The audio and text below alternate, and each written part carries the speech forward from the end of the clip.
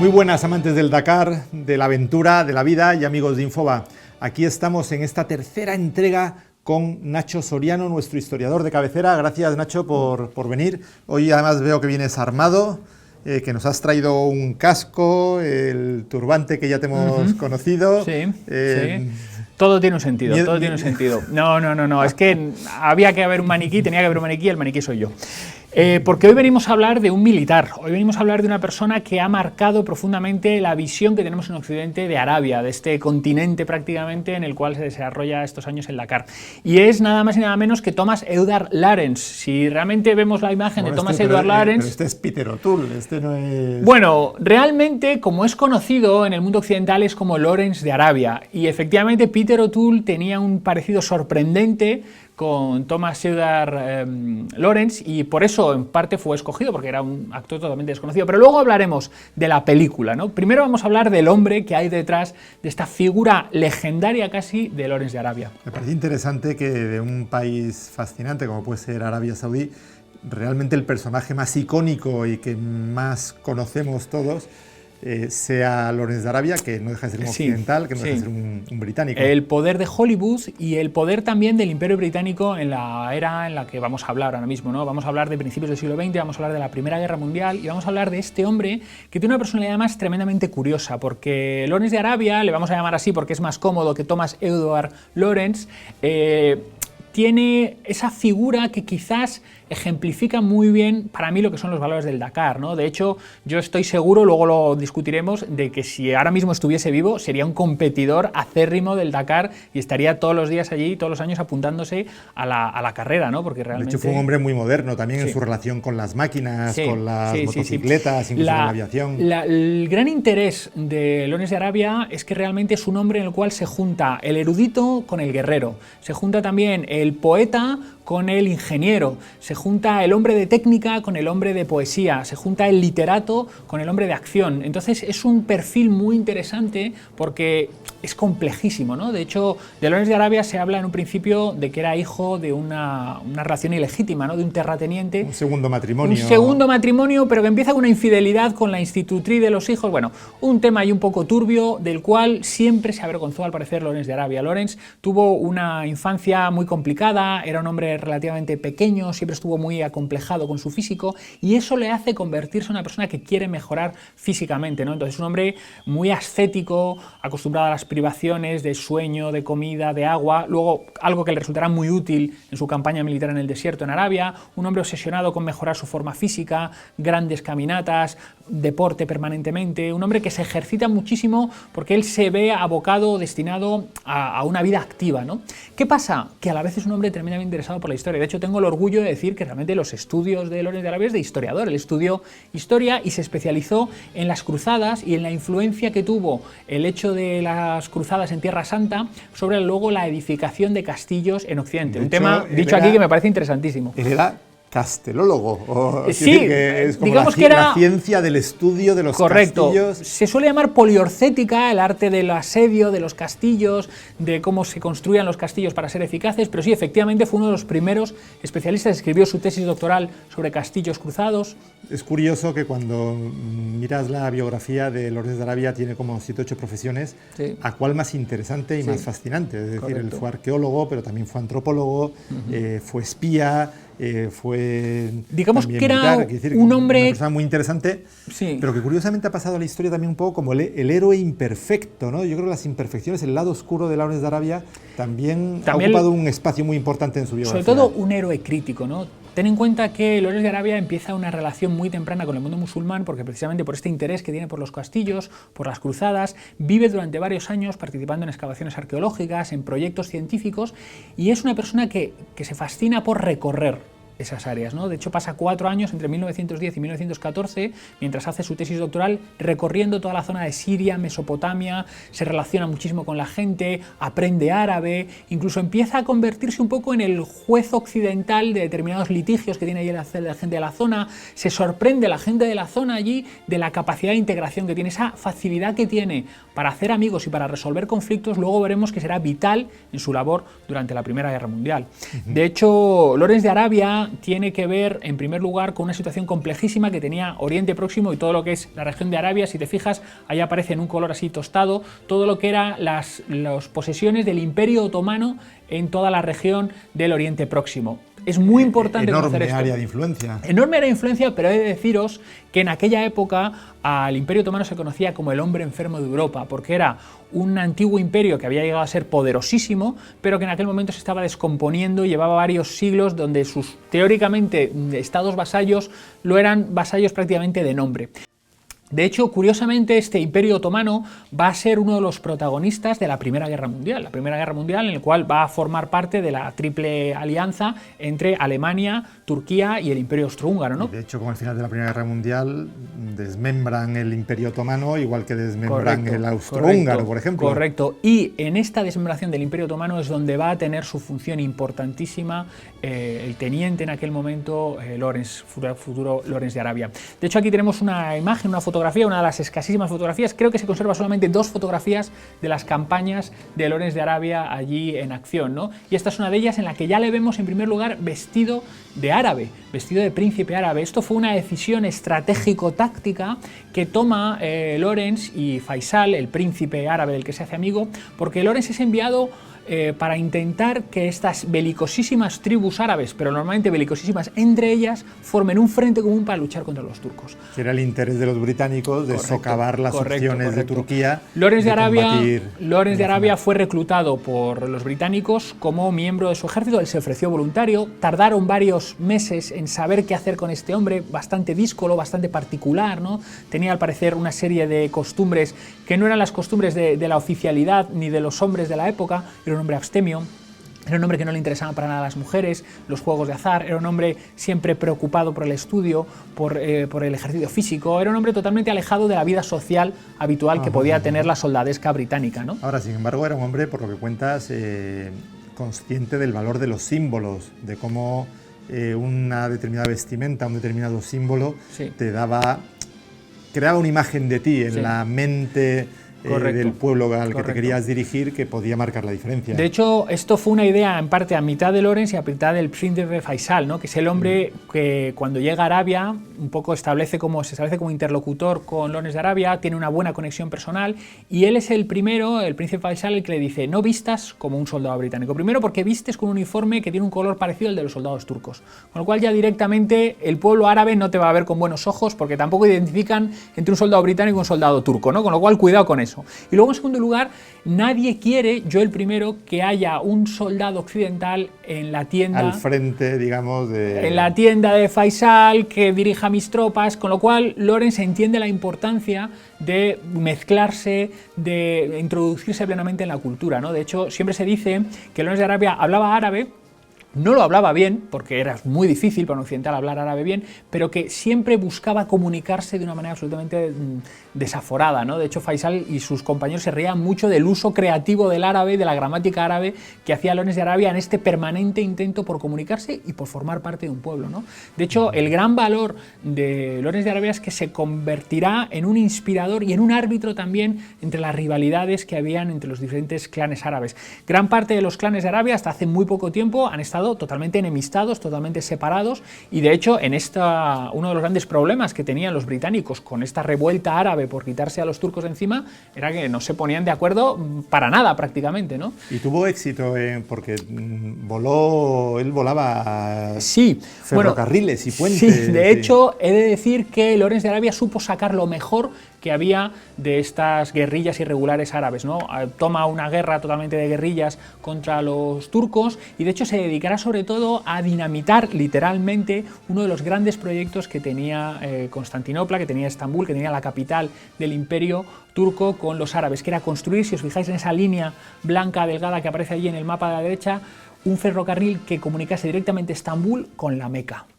Ajá. El contenido simbólico, claro. El contenido simbólico que tenía para los turcos y para los árabes, el hecho de que hubiese comunicación directa desde la capital del Imperio Turco con la ciudad más sagrada de los musulmanes, no se le escapaba a nadie, ¿no? Con lo cual, en este intento de independencia fue precisamente uno de los objetivos prioritarios de estas revueltas árabes, y algo que supo hacer muy bien Lawrence, ¿no? Lawrence trae la técnica a ese intento de los árabes por expulsar a los turcos de Arabia. De hecho, toma tácticas muy inteligentes. Él, de hecho, se convertirá en un experto en dinamitar puentes, llega a dinamitar hasta 79 puentes de manera personal en los 2 años que está de campaña, entre 1916 y 1918, pero lo hace de una manera muy particular. Lawrence trae el concepto de la destrucción científica, como lo llamaba él, que es: yo no te voy a volar el puente de tal manera que salga ahí como en las películas de acción, todo por los aires, sino que lo voy a debilitar de tal manera que cuando vengan los turcos van a tener que dinamitar su propio puente, porque ese puente ya no se puede utilizar, y construir uno nuevo. La idea de Lawrence de Arabia es que al tener que hacer una guerra de guerrillas es: yo no quiero expulsar a los turcos de Arabia, yo quiero que estén aquí tan ocupados, pues eso, intentando mantener sus infraestructuras, intentando directamente sobrevivir, que no tengan ninguna capacidad ni de moverse ni de atacar al ejército británico. Tened en cuenta que aparece aquí en este mapa una línea roja, que son los movimientos de los árabes capitaneados de alguna manera, no del todo, pero sí aconsejados por Lawrence, y por otro lado una línea gris que es el ejército británico, ¿no? Con lo cual lo que quiere Lawrence es que el ejército turco no suponga un problema para el ejército británico que está avanzando. Estás recordando un poco a Aníbal Barca, ¿no? Sí, un poco sí, en su estrategia de guerra de guerrillas. Correcto, contra el imperio, en territorio enemigo, con los recursos que tenía al frente sí. de sus hombres, ¿no? Igual que hacía el propio correcto, se convierte en un icono, Aníbal. ¿no? Se convierte en un icono para el pueblo árabe. Lo que pasa que hay una gran y terrible decepción desde el inicio en la mente de Lawrence en este cometido. Y es que Lawrence sabe de los planes secretos de Inglaterra y de Francia para esa región. Se les había prometido a los árabes, al príncipe Faisal, a su padre, que era el jerife de la Meca, a todos los dignatarios árabes, se les había prometido que a cambio de este apoyo contra los turcos se iba a crear la Gran Arabia, ¿no? Un reino del cual el jerife de la Meca y sus hijos y descendientes iban a ser reyes propietarios. Que iría desde prácticamente Siria, o sea, desde el sur de Turquía hasta el fin de la península arábiga, ¿no? Una gran Arabia. Bueno, pues realmente había otro plan mucho más siniestro detrás, ¿no? Este plan más siniestro tenía que ver con la idea de la división que aparece aquí, A y B, que habían tenido los ingleses y los franceses para dividirse toda esta región. En la parte de arriba, en la parte A, es la parte azul, la parte que estaría dedicada a Francia, que Francia, después de la Primera Guerra Mundial, se quedaría con ella, la zona de influencia francesa. Y la región B, que abarcaría pues, un poco la región de la actual Mesopotamia, Irak, partes de Siria, Jordania, quedaría bajo influencia directa de los británicos. Este era el plan original. Esto es lo que iban a hacer los británicos. Y Lawrence lo sabía. Y Lawrence lo sabía. Pero a la vez estaba incitando a los árabes a luchar por una independencia que no iba a poder cumplir. Que él sabía, efectivamente. Y esa es una de las grandes tristezas que le reconcome durante toda la campaña. De hecho, Lawrence sufre muchísimo, tiene una serie de incidentes, ve morir a muchísimos amigos suyos, amigos árabes que ha hecho allí, amigos occidentales, tiene que ejercer muchas veces de juez para una cultura que no es la suya, tiene que ajusticiar a hombres porque han cometido delitos que él no entiende como delitos. Cuéntanos esa historia, que aunque es un poco anecdótica, pero te da un poco también... Es curiosa, ¿no? Para entender la dificultad de las relaciones. Uno de los grandes problemas de estos clanes es que muchos de los clanes árabes eran, como digo, enemigos entre sí, ¿no? Entonces hay un momento en la campaña en el que un hombre de un clan mata a un hombre de otro clan. Entonces eso inmediatamente obligaba Ley del talión, a tomarse la venganza y a matar a ese asesino. Pero ¿qué ocurría? Si ese miembro de un clan era asesinado por el miembro de otro clan, continuaba la espiral de venganza que se había ocasionado y que podía llegar a dividir totalmente a esa banda de guerrilleros que había conseguido reunir Faisal y Lawrence. Con lo cual Lawrence se erige como juez y como verdugo. Es el mismo el que no tiene reparos en coger su revólver y disparar a esa persona. Nos has traído el... Os he traído un revólver, primero porque, bueno, es un revólver de la época, es un Webley, es el revólver de ordenanza del ejército británico que utilizó entre 1880 y 1950, o sea, durante casi 100 años. Es un arma icónica de lo que es todas las guerras coloniales, las guerras de descolonización, la Primera y la Segunda Guerra Mundial, y todo lo que es el aparataje que tenía a su alrededor, que es casi tan interesante como el arma, ¿no? Desde aquí el lanyard que llamaban ellos, para que el arma no se perdiese, algo muy británico, como una corbatilla que llevaban los oficiales, al famosísimo Sam Brown. Esto, que conocemos por las películas de Indiana Jones, aunque sea, ¿no? Muchos dirán, esto es lo que lleva Indiana Jones, ¿no? Bueno, pues el Sam Brown nace curiosamente de una discapacidad. nace de un general británico llamado Sam Brown, que ha perdido un brazo y que ya no puede desenvainar el sable correctamente. No puede sujetar la vaina. Entonces se inventa un nuevo tipo de correaje que le sujeta, por así decirlo, un poquito la vaina para que él siga pudiendo dirigir a sus hombres desde un caballo y desenvainar el sable en ese gesto tan de oficial, ¿no? Con lo cual es curioso, pero este Sam Brown, este correaje se convertirá en el correaje oficial, ya no solo del ejército británico, sino en muchísimos ejércitos. Bueno, lo hemos visto en la Policía Montada del Canadá y lo hemos visto en... Todo, incluso el ejército soviético lo utiliza para los oficiales. Es un símbolo de oficialidad, ¿no? De hecho, luego veremos alguna foto también que lo lleva. Volviendo a la anécdota, sí. Lawrence de Arabia decide ejecutar a esta persona para evitar esa espiral de violencia que podía haber. Con lo cual, Lawrence de Arabia se ve heavy. Duro. De hecho, luego veremos que todas estas experiencias harán que Lawrence de Arabia se retire asqueado de la guerra, ¿no? De hecho, la guerra va muy bien, acaban llegando a las puertas de Damasco, acaban liberando Damasco. Le llaman el liberador de Damasco, efectivamente, pero él sabe lo que va a ocurrir después de todo esto. Cuando se gane la guerra, realmente los grandes perdedores van a ser los árabes, que han sacrificado muchísimo en esta guerra y que no van a recibir prácticamente nada. De hecho, es triste porque en esta fotografía aparece el momento de la gran decepción, ¿no? El momento en el que el príncipe Faisal va al famosísimo Tratado de Versalles, que acaba con la Primera Guerra Mundial, esperando salir de allí convertido en el rey de la Gran Arabia, y acaba como pequeño gobernador de Siria, que además para más INRI es parte del protectorado francés, con lo cual los franceses no le quieren, le echan de Siria, con lo cual Faisal acabará siendo proclamado por los británicos primer rey de Irak, que es un país que han inventado en el norte de Arabia prácticamente para, bueno, contentar allí a los árabes. Con lo cual, de este reparto tan desigual que se produce en Versalles generó casi más problemas de los que resolvió. No, sin el casi, generó más problemas de los que resolvió. De hecho, el origen de la Segunda Guerra Mundial es la humillación que determinados países han recibido en Versalles, y los más importantes, por así decirlo, en ese momento, Alemania e Italia, han sido humillados, pero con ellos todos los países árabes, el Imperio Turco... De hecho, el avispero que tenemos ahora mismo en Oriente Medio tiene mucho que ver con estas líneas que se han trazado en años anteriores y que se consolidan en Versalles. De hecho, Lawrence, que le veis ahí de atrás, justo a la derecha del príncipe Faisal, con el Sam Brown puesto como buen oficial británico, sale absolutamente asqueado de allí y de hecho quiere retirarse de la vida pública. Lo que pasa que, claro, es un héroe ya, ¿no? Todas sus hazañas allí en Arabia han sido publicadas, hay fotos suyas por muchos lugares y de hecho él busca el anonimato. De hecho, él era coronel ya del ejército británico por méritos de guerra y quiere abandonar todas sus medallas, todas sus condecoraciones, no quiere recibir la Cruz Victoria por parte del rey y se refugia en el ejército, pero en una nueva rama que se está creando, la RAF, la Royal Air Force, el ejército aéreo británico, y él entra de soldado raso con un nombre falso. O sea, él mismo quiere pasar desapercibido. ¿Qué pasa? No es tan fácil. Varios oficiales le reconocen, le denuncian, tiene que volver a salir de allí del ejército. El propio Winston Churchill, que se convertirá, yo no sé si en un amigo, pero sí en un estrecho colaborador, le reclama como ayudante para Oriente Medio, ¿no? Para que le ayude, para que le aconseje con este avispero que los propios occidentales han creado de Oriente Medio. Este hombre incluso llegará a viajar a la India durante varios años, le acusarán de espía, tendrá que volver y sobre todo dedica estos años a escribir la que es su gran obra, Los 7 pilares de la sabiduría.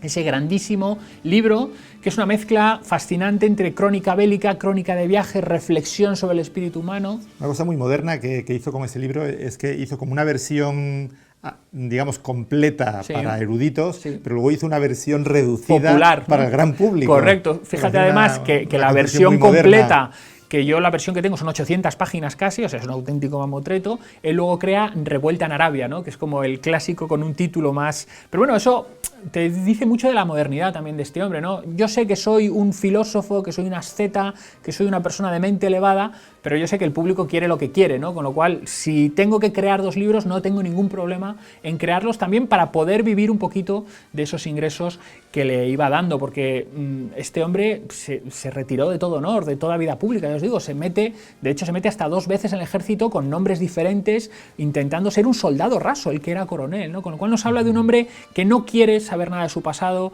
que quiere renunciar un poco a esa... Difícil. Un hombre complicado. De hecho, creo que Churchill tenía una frase sobre él muy interesante. Sí. Churchill decía, la gente suele ver con temor a las personas a las que no les importa ni su hogar, ni el confort, ni la patria, ni el rango, ni la fama, ni el dinero. O sea, ¿qué hacemos con una persona que no le interesa nada? Cultiva el desapego. Correcto, una persona tan desapegada, ¿con qué le atas, no? De hecho, algunos de sus biógrafos hablan precisamente de esta faceta suya, ¿no?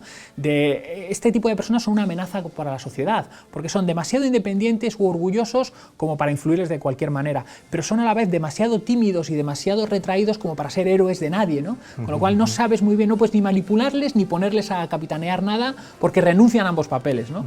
Muere relativamente joven. Muere relativamente joven y de una manera muy absurda, pero no me gusta decir muy cabal con lo que era él, pero sí que muere de una manera un poco curiosa, y es que él era un fanático de la velocidad, de las máquinas. Y aquí viene su vinculación con el Dakar, que tú correcto, decías que a día de hoy él sería correcto. un competidor. De hecho, era tan fanático de las motos que concretamente una marca que de un amigo suyo, las Burrow Superior, que aquí tenéis una foto en la que aparece directamente él con su uniforme de soldado raso de la RAF allí pilotando su moto, llegó a comprarse hasta 8 motos del mismo fabricante.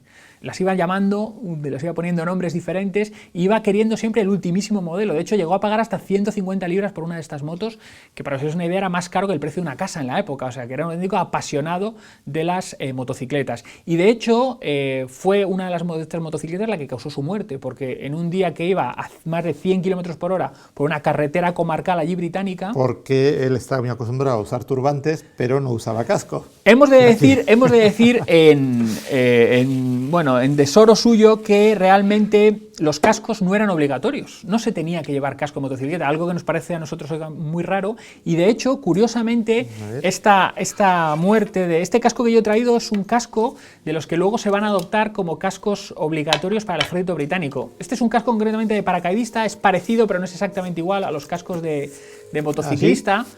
Es parecido y es curiosamente, parece un auténtico motorista británico de la primera parte de la primera mitad del siglo XX. Me faltan las protecciones, una protección de cuero que llevan aquí, como digo, es casco de paracaidista, pero el diseño era muy parecido. Y es curioso porque la muerte de Lawrence de Arabia pilotando una moto fue precisamente el pistoletazo de salida que tuvo un cirujano para impulsar de manera decisiva el uso obligatorio de casco. Hoy en día el uso obligatorio de casco en la motocicleta nos parece, pues obviamente imprescindible, ¿no? Pero es sorprendente saber que hasta que no se murió Lawrence de Arabia, y precisamente por eso se empezaron a hacer estudios sobre la tasa de supervivencia que tenía un accidente con casco y sin casco, y fue en 1941 cuando se obliga en el ejército británico a que los motoristas lleven casco, que como lo veis en la fotografía es muy parecido a este casco, es el casco oficial. Y hasta 1970 no será obligatorio llevar casco en Inglaterra, por ejemplo, y hasta 1992 no será obligatorio en España llevar casco de motocicleta en ciudad. En carretera sí, desde los años 70, pero hasta 1992, hoy en día esto nos parece como, pues esto fue antes de ayer, ¿no? Esta cultura de la seguridad, que además está tan vinculada al Dakar, que todo el rato están incorporando medidas con la intención de hacer la carrera más segura, lo que tiene que ver con el origen del casco está muy vinculado a Lawrence de Arabia. Efectivamente. Ya os decía al principio, y efectivamente yo lo creo, y es que Lawrence de Arabia hubiese sido seguramente un entusiasta del Dakar en su versión africana, de Arabia, en cualquiera de sus versiones, porque indudablemente era una persona fascinada con el tema del motor. Curiosamente, la leyenda de Lawrence de Arabia se había apagado un poquito hasta un momento clásico de la historia del cine, que es la aparición en 1962 de ese clasiquísimo que es Lawrence de Arabia. De David Lean. Efectivamente, dirigido por David Lean, con una plethora de actores. Con Omar Sharif, con Anthony Quinn, Alec Guinness. Había José Ferrer, que era un español también. Correcto, o sea, con una auténtica constelación de estrellas que hizo esa película absolutamente memorable. Ya no solo por las actuaciones, la banda sonora. Bueno, sigue siendo una película muy actual y, vamos, muy recomendable. De hecho, en esa película aparece también, y aquí lo vais a ver en la imagen, aparece Wadi Rum, que es el desierto legendario de Lawrence de Arabia. Wadi Rum es un desierto que está en la zona de Siria, actualmente en Siria. Es un desierto relativamente pequeño, 450 kilómetros cuadrados, esto es muy pequeñito, es un valle alto, una meseta, pero que es legendario, primero porque fue escenario de gran parte de las correrías, no todas, pero es una parte de las correrías de Lawrence. De hecho tiene ahí el campamento de Lawrence, la fuente de Lawrence, bueno, está, claro, hay una gran montaña de allí del desierto, la llamaron los 7 pilares de la sabiduría por el libro de Lawrence de Arabia, pero sobre todo es un sitio particularísimo porque es un desierto rojo, bellísimo, y que se dice que es la zona del planeta Tierra más parecida a Marte, ¿no? De hecho, creo que ahí es donde ruedan las películas de Marte. Es plató recurrente, siempre que quieres reflejar Marte, siempre que veáis Marte en una película, es Wadi Rum, ¿no? Porque es un paisaje absolutamente marciano, ¿no? Efectivamente, con lo cual fijaos que la figura de Lawrence de Arabia ha contribuido a poner en valor no solo el uso del casco en la motocicleta, no solo Arabia y todos sus misterios y esta idea de esta persona, de una civilización que de repente encuentra y conecta con otra civilización, de esta Esto que ha aparecido en tantas películas como Bailando con Lobos, que ha aparecido también en Avatar hace poco, ¿no? Esta figura de la persona que se encuentra con el corazón partido, ¿no? Con el corazón dividido entre dos civilizaciones diferentes. Este desarraigo de la persona que se siente parte de dos culturas, con lo cual Lawrence de Arabia ha contribuido a crear un mito que tiene mucho que ver con otro tipo de mitos culturales que tenemos ahora mismo, ¿no? Con lo cual es una figura que por sus contradicciones, por su genialidad, ¿no? Por esta capacidad de combinar guerrero, sabio, tecnológico, pero a la vez poético, crea una figura de un ser humano fascinante e importante a lo largo de la historia del siglo XX europeo. Espectacular, Nacho. Pues ya lo veis, esto también es el Dakar. Esto es Arabia Saudí, es la figura de Lawrence de Arabia, un icono de la cultura occidental y de esas personalidades que nos fascinan tanto, que son capaces de crear puentes entre varias culturas. Nacho, mil gracias por esta tercera entrega y a todos seguimos en contacto, ya sabéis, en el deporte como en la vida. Hasta la próxima.